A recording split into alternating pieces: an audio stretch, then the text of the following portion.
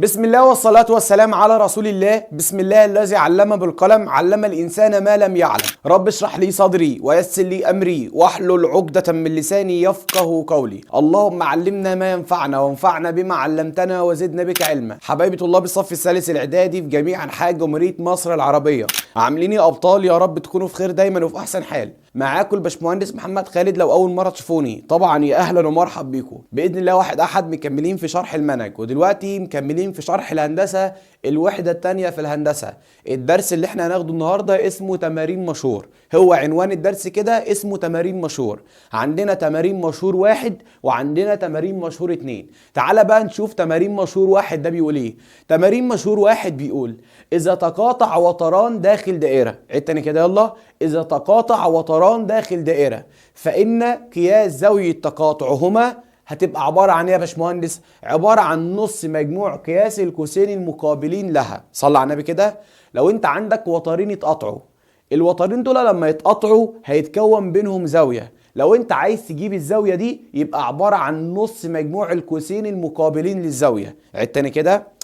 دلوقتي لما يكون معاك دايره، الدايره دي بيكون جواها اوتار، الاوتار دول لما بيتقطعوا بينتج زاويه. لو انت عايز تجيب قياس الزاويه دي يبقى نص مجموع القوسين المقابلين للزاويه. ازاي؟ دلوقتي يا باشمهندس ده وتر اول وده وتر تاني، الوترين دول اتقطعوا مع بعض، اتقطعوا مع بعض في نقطه اسمها ايه؟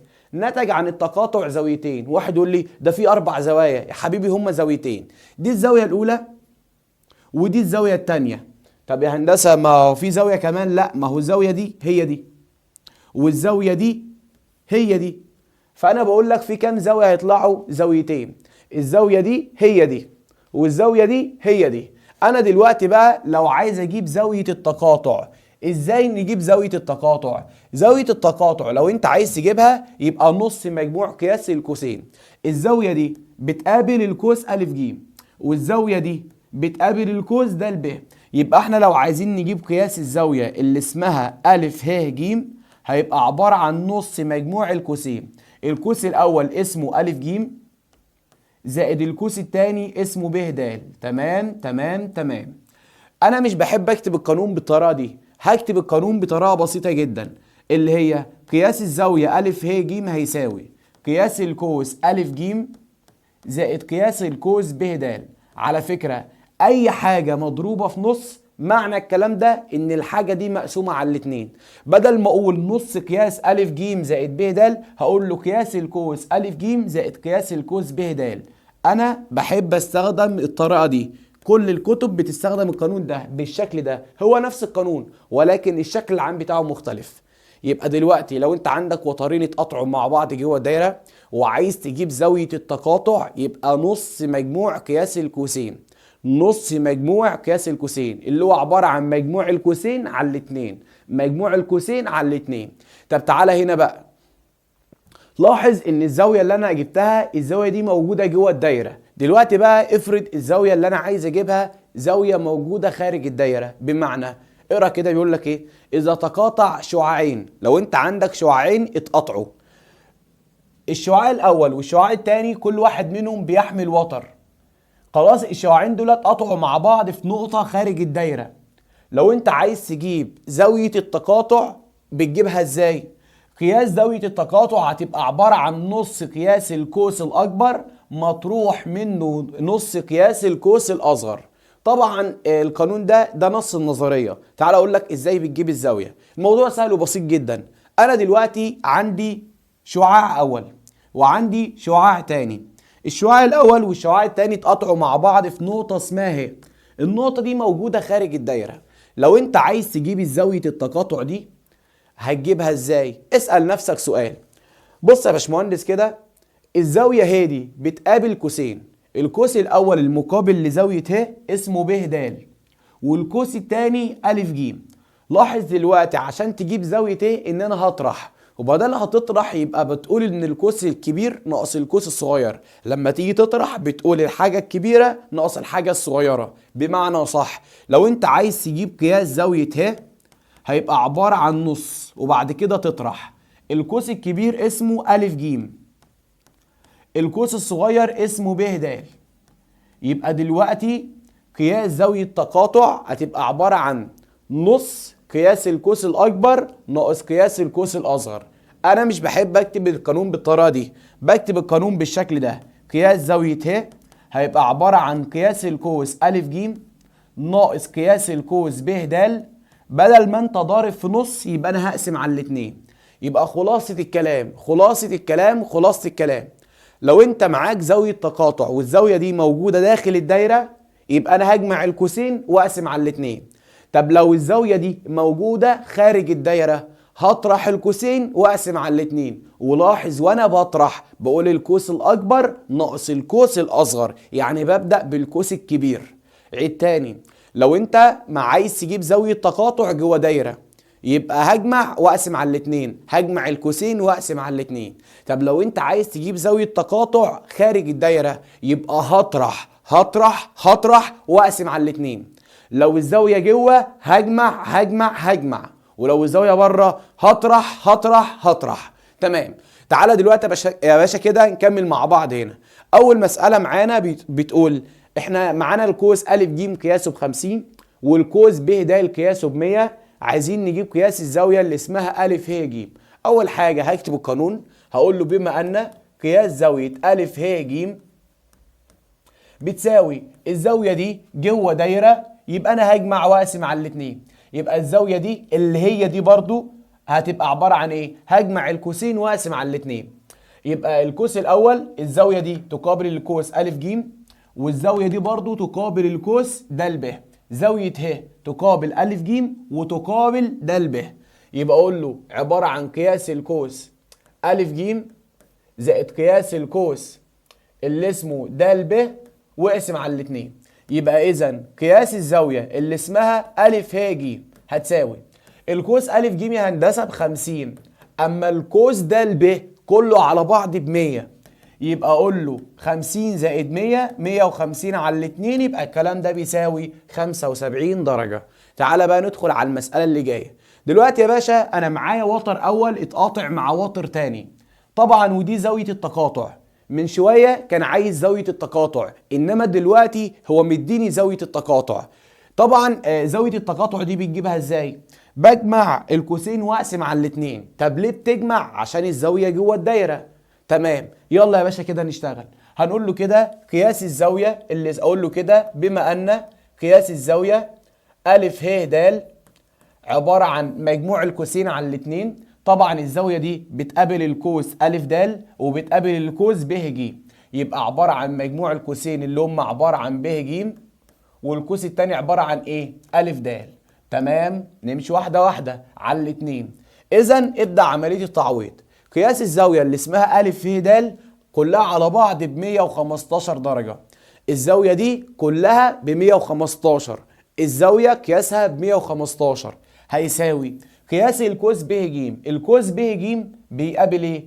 عايز اجيبه مش موجود معايا، خلاص يبقى انزله زي ما هو ب ج زي ما هو زائد قياس القوس أ د. أ د قياسه ب 100 وكام؟ 130 على الاتنين. نبدأ نعمل ايه يا باشا؟ نبدأ نعمل مقص. ال 115 مقامها واحد، هبدأ اعمل مقص. واحد في قياس ب ج يبقى قياس القوس ب ج زي ما هو، واحد في 130 يبقى ب 130. طبعا ده كله بيساوي 2 في 15، 2 في 15 ب 230. طبعا ودي ال 130 دي بعكس الاشاره، يبقى اذا قياس القوس ب ج هيبقى عباره عن 230 ناقص 130. الاجابه بتاعتنا هتطلع ب 100 درجه. مساله مهمه جدا جدا جدا جدا. تمام، طبعا حاول بنفسك، الاسئله دي ليك انت، ابدا شوف مدى فهمك ومدى استيعابك. تعالى بقى ندخل على المساله اللي جايه. دلوقتي يا باشا انا معايا شعاع اول ومعايا شعاع تاني اتقطعوا مع بعض خارج الدايره. عايزين نجيب يا باشمهندس قياس القوس د ه. اول حاجه زاويه التقاطع اسمها ب. زاويه التقاطع دي بتقابل القوس د ه وبتقابل القوس أ ج. تعالى نكتب القانون وبعد كده عوض في القانون، وبعد ما تعوض في القانون هتلاقي المساله اتحلت لوحدها. ازاي؟ تعالى اقول لك. اول حاجه كده يا باشا هقول له بما ان قياس الزاويه ب، الزاويه دي بره يبقى انا هطرح، الزاويه دي بره الدايره يبقى انا هطرح واقسم على الاثنين. طبعا الزاويه ب بتقابل قوسين، القوس الاول اسمه أ ج والقوس التاني اسمه د ه. تمام. طبعا لاحظ ان انا بدأت بالكبير، ابدأ عوض بقى هندسة. اذا قياس زاوية ب، زاوية ب عبارة عن 30 درجة، قياسها ب 30 درجة. طب بعد كده قياس القوس أ ج، أ ج ب 100 ناقص قياس القوس د ه على الاتنين. طبعا ال 30 مقامها واحد، عيد تاني كده، ال 30 مقامها واحد. هبدأ اعمل ايه؟ هبدأ اعمل مقص. هضرب الواحد في المية يبقى ب100، واحد في د ه يبقى د ه، وطبعا واحد في د ه بد ه، وما تنساش السالب. تمام. طبعا ده كله بيساوي 2 في 30، الكلام ده بيساوي 60. طبعا انا دلوقتي عايز اجيب قياس القوس د ه. عشان اجيب قياس القوس د ه لازم اخليه لوحده في طرف.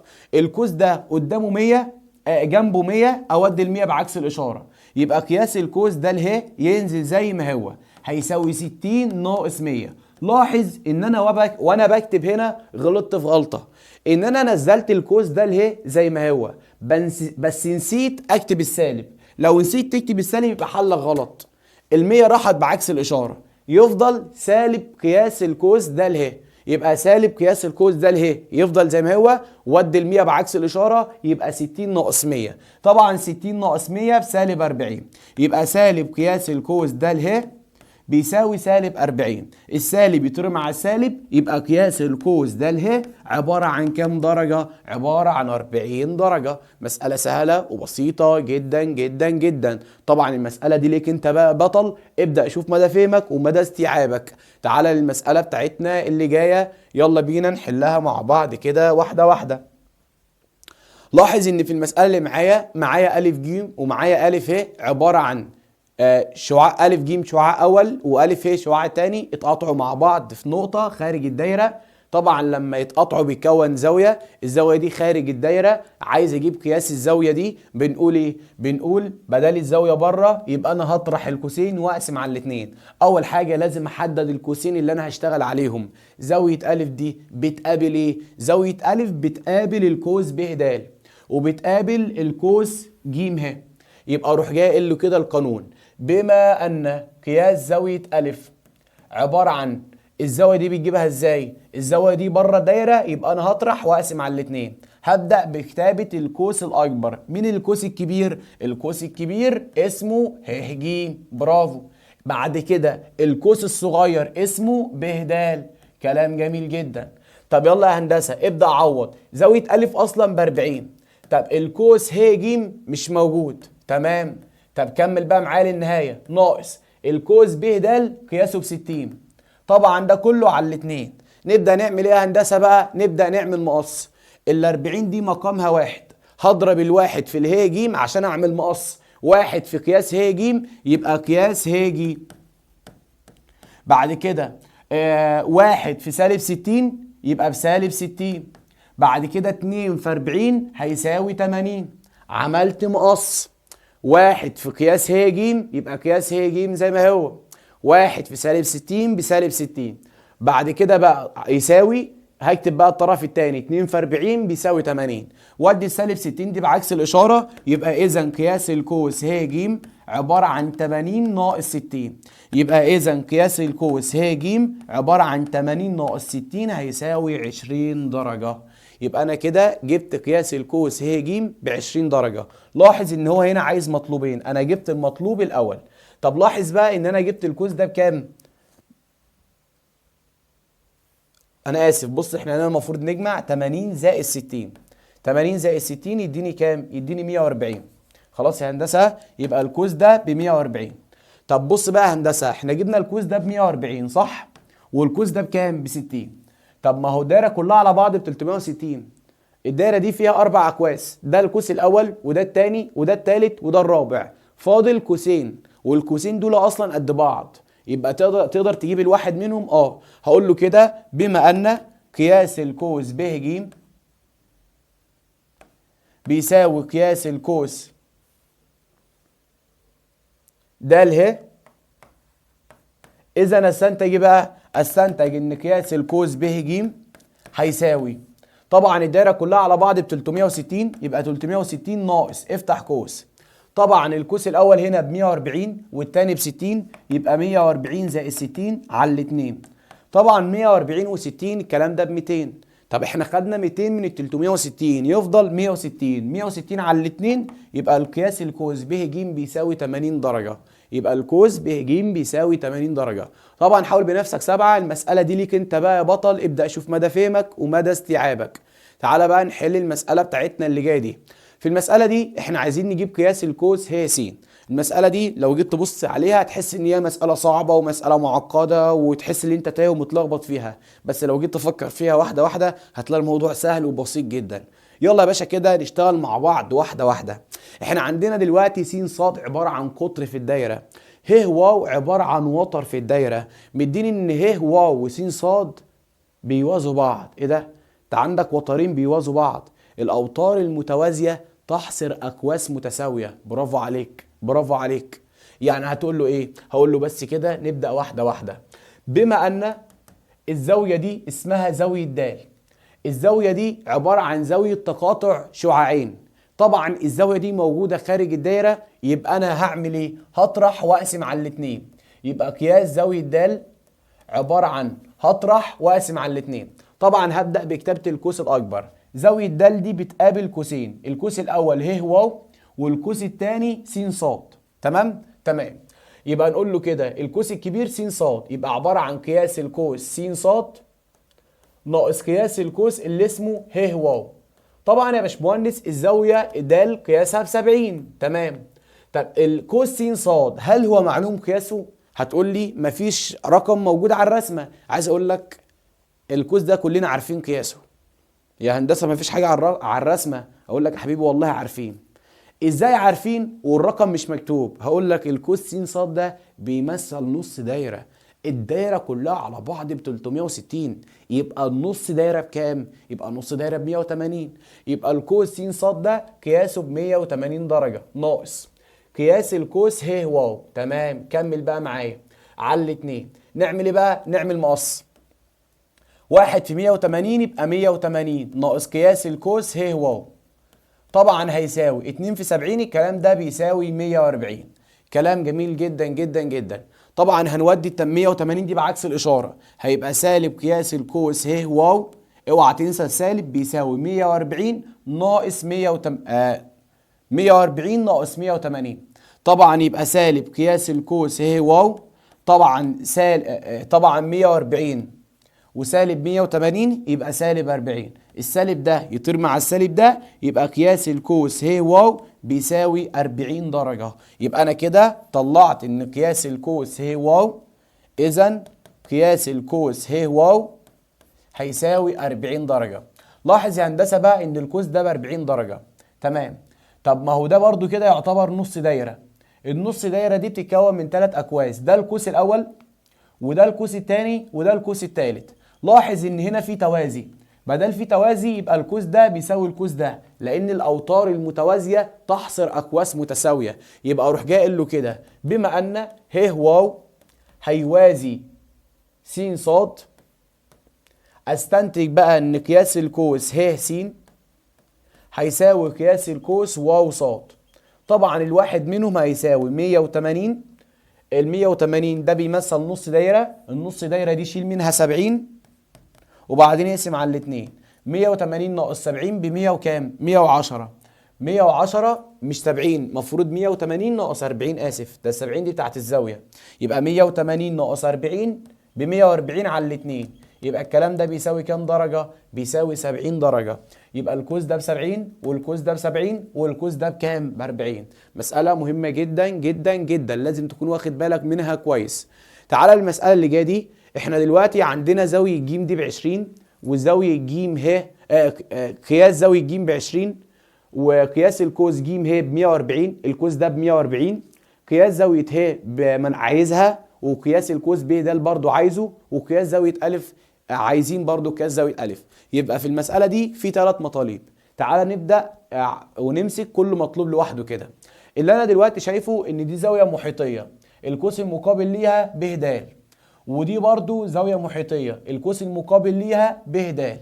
يبقى اقول له كده قياس زاوية ج بيساوي قياس زاوية ه. طب ليه زاوية ج بيساوي زاوية ه؟ بيساوي كام يا هندسة؟ بيساوي 20 درجة. الزاويتين دول عبارة عن زاويتين محيطيتان مشتركتان في القوس اللي اسمه بقى هندسة ب د. الزاوية الأولى هتساوي الزاوية التانية، لأن الزاويتين دول عبارة عن زاويتين محيطيتين مشتركتان في القوس ب د. تمام. تاني حاجة بقى يا باشمهندس، هو عايز قياس القوس ب د. طب ما هو القوس يساوي ضعف الزاوية المحيطية. هقول له كده بما أن قياس زاوية ج، قياس زاوية ج دي بتساوي 20 درجة، الزاوية ب20، يبقى إذا قياس القوس ب د بيساوي ضعف الزاوية المحيطية، بيساوي 40 درجة. تمام. كده احنا جبنا المطلوب الأول والمطلوب الثاني، فاضل المطلوب الثالث اللي هو عبارة عن إيه؟ ألف. عشان نجاوب على المطلوب الثالث اللي هو عبارة عن ألف يبقى لازم تركز معايا. زاوية ألف دي عبارة عن زاوية تقاطع شعاعين، الشعاعين دول اتقطعوا مع بعض بره الدايرة، يبقى أنا هطرح وأقسم على الاتنين. قبل ما تطرح وتقسم على الاتنين لازم تحدد الأقواس. زاوية ألف دي أول قوس بتقابله القوس ب د، تاني قوس بتقابله القوس ج ه. انا هندسه بيبقى عندي مشكله في تحديد الاقواس. كل اللي انت هتعمله امشي مع الشعاع الاول والشعاع الثاني، هتلاقي ان الشعاع الاول قطع الدايره في نقطتين والشعاع الثاني قطع الدايره في نقطتين. لما توصل النقطتين دول ببعض يبقى ده القوس الاول، ولما توصل النقطتين دول ببعض يبقى ده القوس الثاني. عيد تاني كده عشان ما فهمتش. واحد يقول لي انا متلخبط في تحديد الاقواس، هتجيب الاقواس ازاي؟ ده الشعاع الاول وده الشعاع الثاني. الشعاع الاول قطع الدايره في النقطه دي والنقطه دي، الشعاع الثاني قطع الدايره في النقطه دي والنقطه دي، يبقى ده كده بيمثل القوس الاول وده كده بيمثل القوس الثاني. تمام. يبقى نقول له كده بما ان قياس زاويه الف، زاويه الف عباره عن خارج الدايره، زاويه تقاطع خارج الدايره، يبقى انا هطرح واقسم على الاثنين. طبعا لما اجي اطرح ببدا بالقوس الاكبر، القوس الاكبر على الرسمه هنا اسمه ج ه، يبقى عباره عن قياس القوس ج ه ناقص قياس القوس ب د. تمام. طبعا يا هندسه قياس زاويه الف احنا عايزينها، يبقى ننزل قياس الف زي ما هي. بعد كده قياس القوس ج ه عباره عن 140 درجه ناقص قياس القوس ب د، ب د لسه جايبه اصلا ب 40 على الاثنين. طبعا 140 ناقص 40 ب 100، 100 على الاثنين يبقى الكلام ده بيساوي 50 درجه. يبقى الزاويه الف قياسها ب 50 درجه. طبعا حاول بنفسك، المساله دي ليك انت بقى بطل، ابدا شوف مدى فهمك ومدى استيعابك. والحمد لله رب العالمين كده يكون خلصنا شرح الدرس النهارده. وطبعا الدرس ده كان الاسئله اللي عليه اسئله قليله والفكره هي فكره واحده، ودرس سهل وبسيط جدا. اتمنى من كل طلابي حبايبي حبايبي حبايبي يقدروا التعب والمجهود المبذول. انزل دوس لايك، اشترك في القناه، شير الفيديو ده على قد ما تقدر. اي حد بيشتكي من الهندسه يقول لك ده الهندسه دي صعبه، الهندسه دي مش بفهمها، عندي مشكله في الهندسه، ما تنساش تبعت له الفيديوهات بتاعتنا اللي احنا بننزلها ليكو، والدال على الخير كفاعل الخير. وبدل انت وصلت لهنا يبقى انا بحبك وانت بتحبني. بس كده كل اللي انا عايز اقوله، مع الهندسه حضرات انسى صعوبه الرياضيات.